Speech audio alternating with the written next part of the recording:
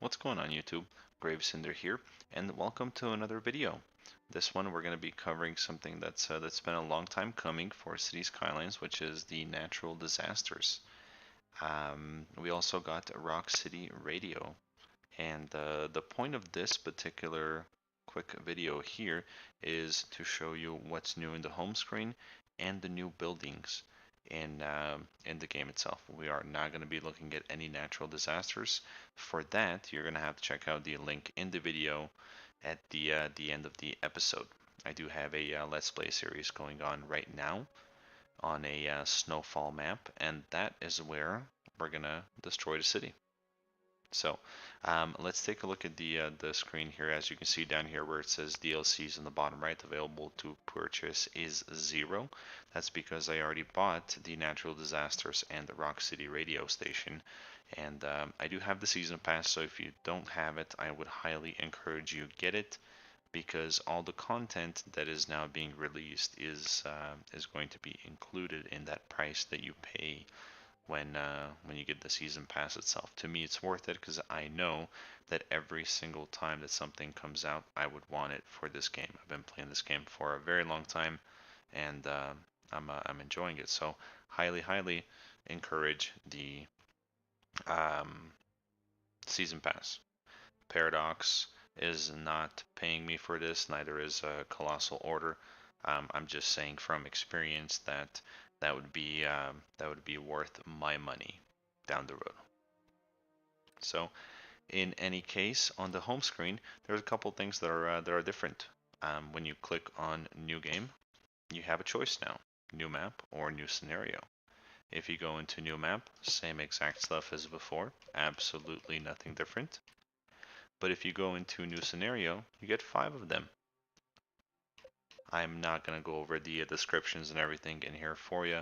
If you're interested, open up your game, download the game, whatever it is, and check it out. But this is definitely something that I'm going to spend some time on completing, because there is unique buildings as well as achievements that come with this.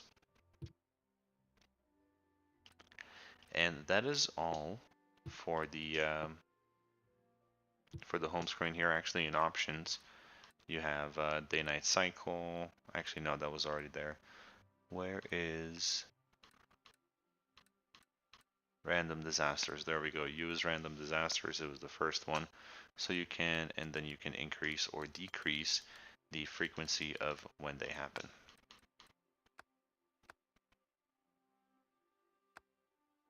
If you're a YouTube streamer, check it out on the screen on the bottom. Some radio channels cannot be streamed, so go ahead and give that a quick read before you stream, or else you won't be able to monetize your videos. That's all. Nothing else new in here. Let's go check out some buildings.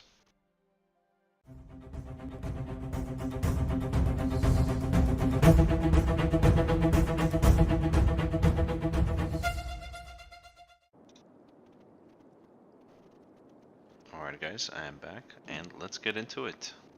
So the first thing is going to be under power, because there's nothing else here that was updated anywhere else. I'm sorry, not power, water is what I meant. There's nothing under the heating. It starts over here in the regular water services. First one is going to be the tank reservoir. And the description of this thing is the tank reservoir is a water reservoir. If the city pumps more water than it needs, the excess is stored in the tanks. If a pump fails or the need for water rises, the tanks give out water. The reservoir automatically supplies the city. If the water need is greater than production, must be connected to water pipes.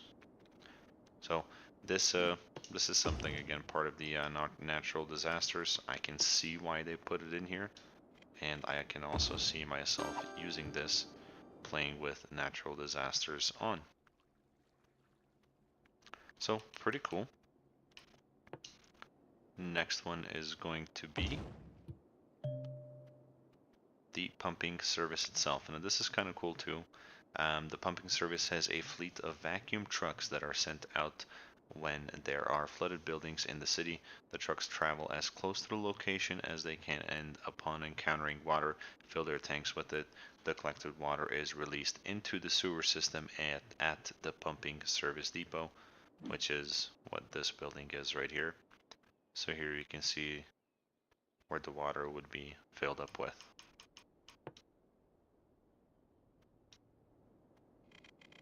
There we go. Let me just run a power line really quickly.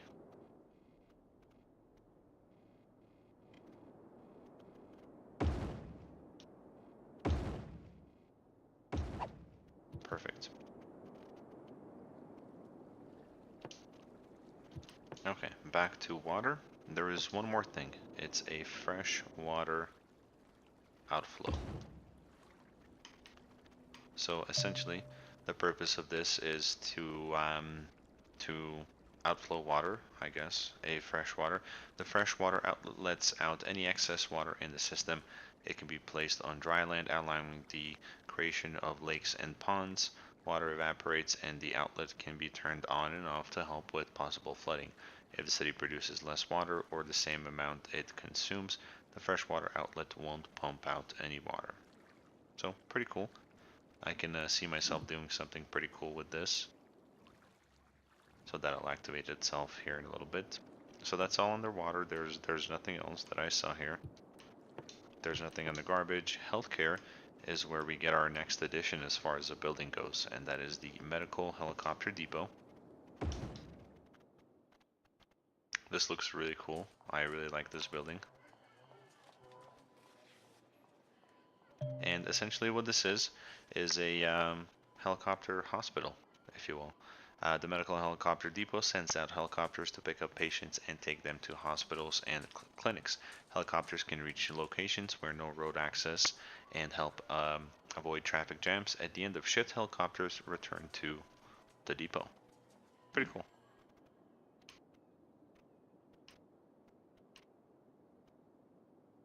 I could have sworn there was one more in here, but I guess not. Yeah. Under fire department, we have a fire helicopter depot. And the description for that, I mean, you can just guess it already.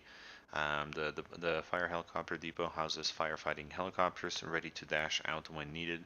Firefighting helicopters can reach fires at locations with no road access and avoid traffic jams, unlike ground vehicles. Firefighting helicopters are the only way to extinguish forest fires, and there is a lot of those, I promise you, so you need this. Fire helicopters don't have a range but help out with fire brigade when needed. So pretty cool. I like it. Definitely will be using it. Next one is a fire watch tower. This you can actually place anywhere in your city. So you can even place it roadside.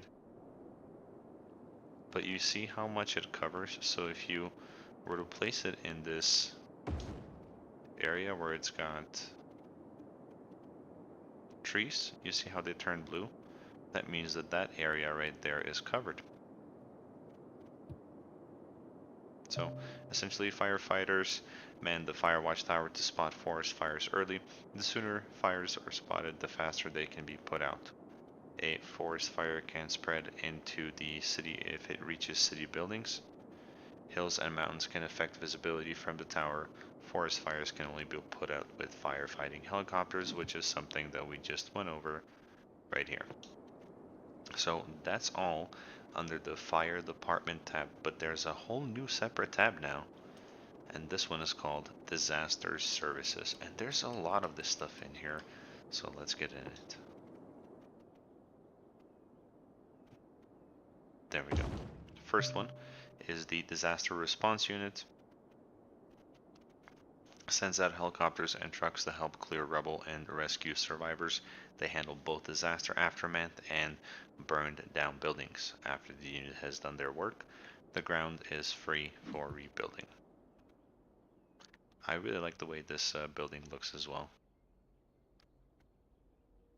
It's really cool. It's got the name on the front, Disaster Response Unit. Alright, next one is going to be the small and the large shelters. So large emergency shelter. To allow your citizens to be safe from disaster, a shelter has a limited amount of space for citizens, but you can choose which areas use which shelter by planning escape routes. After a disaster, citizens who have lost their homes can live in the shelter until they can find new housing, and the city shelters are almost indestructible. And then the other one is the smaller one, which is the small emergency shelter. To allow your citizens to be safe from disasters, a shelter has a limited amount of space for citizens, but you can choose which areas um, use which shelter by planning escape routes. After a disaster, citizens who have lost their homes can live in a shelter. This is exactly the same, just with less capacity. So they have 1,000, and this one has 10,000. And then from there you can make bus routes. So here now we have the short radio mast. We're gonna go ahead and place that. A short radio mast allows emergency broadcasts to reach your citizens. The better radio coverage the city has, the more likely citizens are to come to shelters when called. Terrain can hinder radio signals. And then we have a large one. Look at the coverage of the small one. Let's put the large one over here and see how much that covers. Oh wow, that is crazy big. Wait, what is going on here? Why did it just...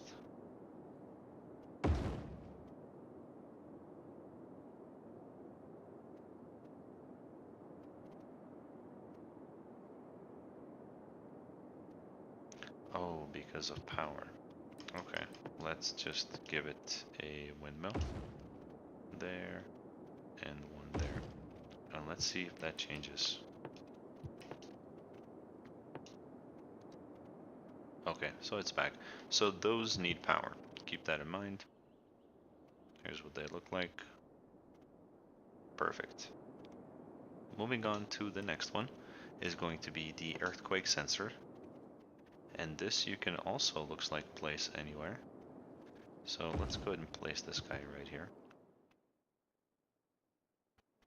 And let's see if it needs power. It doesn't look like it does. Perfect. So, place earthquake sensors on the ground to get warning if seismic activity.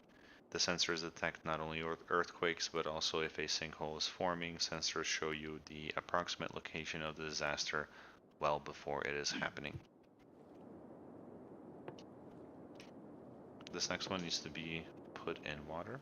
This is a tsunami warning.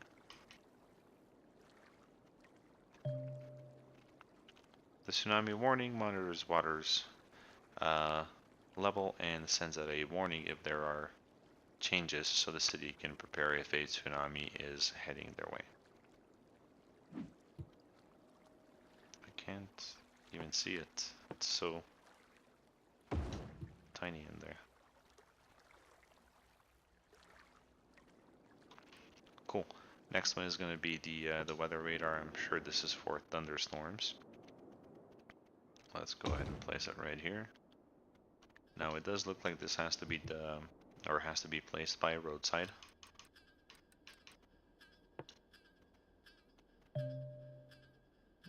And can you not? You can only place one of these. So place it wisely. The weather radar keeps a watch on weather patterns. It predicts strong thunderstorms and tornadoes and can even notify you of where the storm or tornado will hit, making it easier to prepare for a disaster. The building covers the whole city, so just one needed for the whole city. And then the deep space radar is this guy right here. This looks pretty cool. I will be placing this on a mountain somewhere. Cool. And this can also be placed only once. Worried about meteor striking the city? Get a deep space radar. The radar scans the heavens for any asteroid prone to hitting the city area if a meteor strike is coming. The radar will calculate the approximate area of impact and sees the meteor that's coming right for us. The building covers the whole city. That's why you can only place one.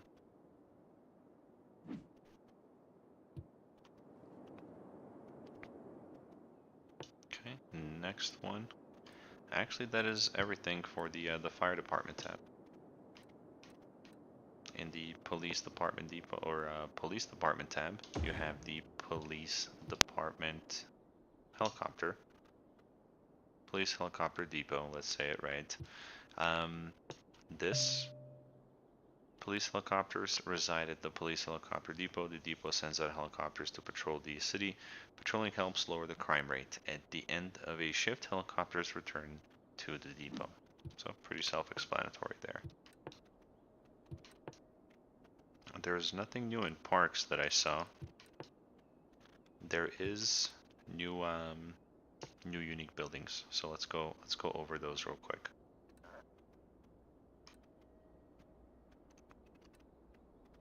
In the last level 6 unique buildings, you have Sparkly Unicorn Rainbow Park. For this, you need to have one Floodland, and that is win all 5 scenarios that come with natural disasters to get a magical Sparky Unicorn Rainbow Park. That's it. Perfect. Next one is going to be the Sphinx of Scenarios. Win any 3 scenarios to gain the landmark. This one I have no idea how I already have unlocked.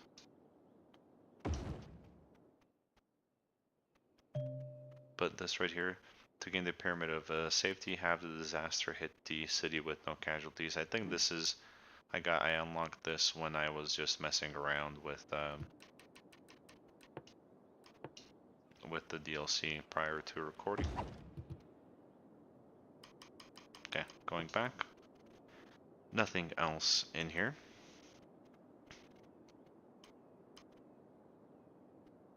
Helicopter Park is new, so let's go ahead and place that. That's a really cool looking building. I wish we could place this more than once, but we just can't. And for that to celebrate the city having a helicopter depot of each type, and thus being very, very safe, you can now build a park. So to unlock this, you have to build one of each of these helicopter depots available. Next one is going to be the Disaster Memorial. For this one, your city can build a memorial to remember a past disaster. Looks pretty cool. I like all the flags around. I don't see anything else in there. Here's one more. Meteorite Park. And this right here, a meteorite fell, so you can now dig up a piece and put it on display. Citizens will flock to take a look at the rock from the sky. Pretty cool. They show you a picture of what it looks like at night. It's pretty awesome.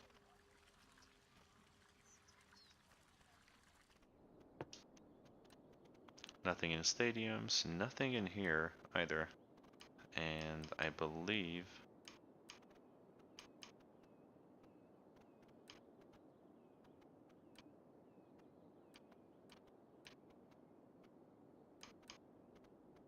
that's it.